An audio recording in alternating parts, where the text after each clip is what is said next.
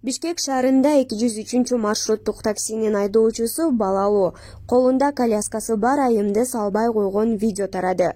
Анда айдоочу күчкө салып эле отургузбай жатканын көрүүгө болот.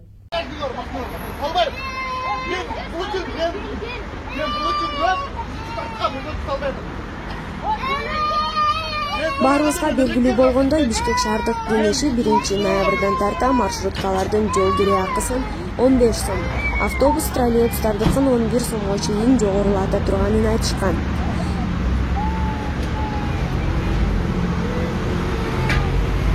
Жол киренин кымбаттаганына жараша айдоочулардын корс мамилелери, маршруткалардын абалы жакшырабы азырынча белгисиз. Көпчүлүк жол кире кымбаттаганына нааразы экенин билдирип жатышат.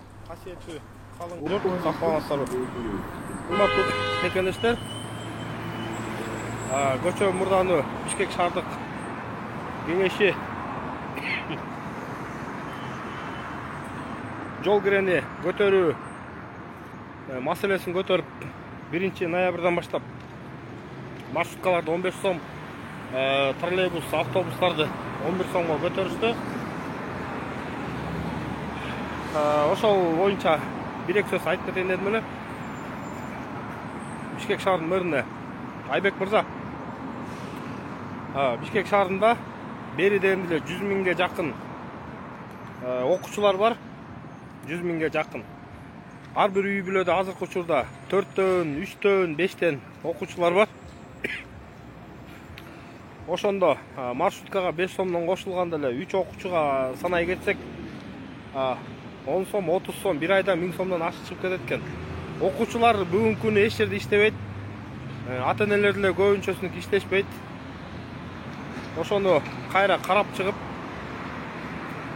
жалаң окуучуларга автобусту да, троллейбус, маршруткаларды өз баасы менен калтырсаңыздар жакшы эле болмок негизичи. Анан ал жак маселесин карабай туруп эле көтөрүп койгон бул туура эмес көрүнүш да.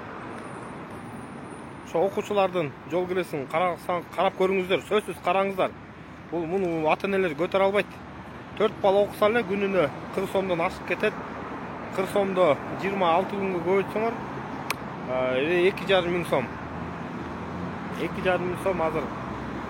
2,5 миң сомдо ошол 4 балалуу үй бүлөгө мэрия тарабынан, мамлекет тарабынан тиешелүү акча көбүнчөсү албайт, которулбайт, пособиялары жок.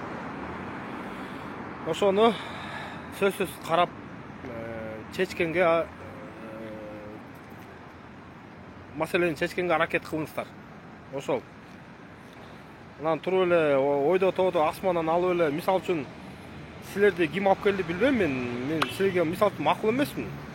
Тиги койду, бул койду, уже кырсып айтат, бири-бириңер отуруп алып элечи. Ар бириңер келип ойдо тоодо сүйлөп эле, эл менен чечишпей эле, эл менен сурап, хотя бы жанакы мэриянын Facebook'та баракчасы бар.